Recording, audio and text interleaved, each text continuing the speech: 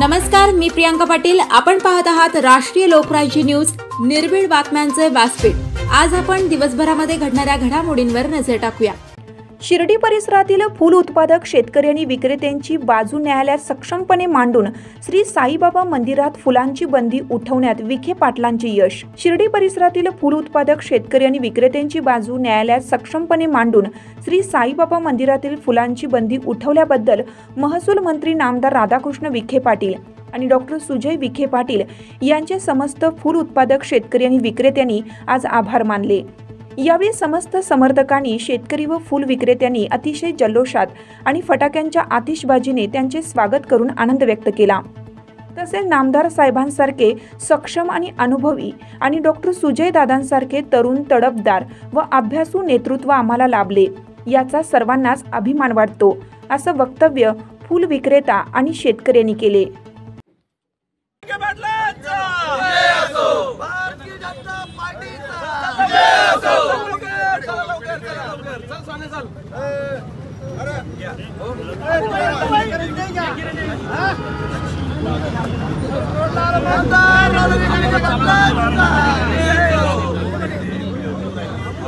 शेतकऱ्यांचा जो प्रश्न होता तो सातत्याने त्याच्या काही तांत्रिक अडचणी होत्या.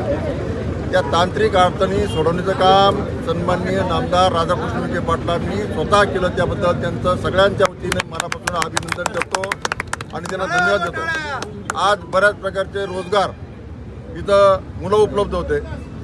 बऱ्याच दिवसापासून त्यांचा फुलाचा विक्रीचा प्रश्न होता. या आपल्या ग्रामीण भागातल्या शेतकऱ्यांच्या फुलाचा विषय होता. तो तडीच नेण्याचं काम राधाकृष्ण विखे पाटलांनी केलं आणि सगळ्यांना आज आनंदाचा दिवस पाहायला भेटला. फक्त तो राधाकृष्ण विखे पाटलामुळेच भेटला, एवढंच मी या निमित्ताने सांगू इच्छितो. बाहेरच्या तालुक्यातील विरोधकांनी या ठिकाणी शिर्डीचं वातावरण वाईट केलं आणि नाना प्रकारचे आरोप नामदार साहेबांवर, या विखे पाटलांवर केले. या साई मंदिरातले फुलं खरं तर उच्च न्यायालयाच्या आदेशानं बंद झाले होते. आज त्यांच्याच आदेशानं आणि सन्माननीय नामदार विखे साहेब आणि सुजय दादा यांच्या माध्यमातून हे फुलं पुनश्च चालू झाले.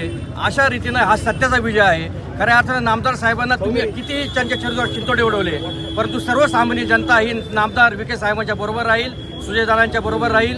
कारण या ठिकाणी तुम्ही कितीही कुटील राजकारण केलं, या ठिकाणच्या तालुक्याचं कितीही तुम्ही वाईट राजकारण केलं, किती युवकांचा बुद्धिभेद केला, किती युवकांची माती भडकवली, परंतु सर्व युवक, सर्व माता भगिनी, सर्व शेतकरी समाज हा सर्व नामदार विखे साहेबांबरोबर आहे. हे पुनश्च एकदा सिद्ध झालेलं आहे आणि नामदार साहेबांची भूमिका ही सातत्यानं शेतकरी आणि व्यापाऱ्यांबरोबर राहिली, हे याच्यातून सिद्ध झालं आहे. धन्यवाद. राष्ट्रीय लोकराज्य न्यूज नेटवर्क शिर्डी.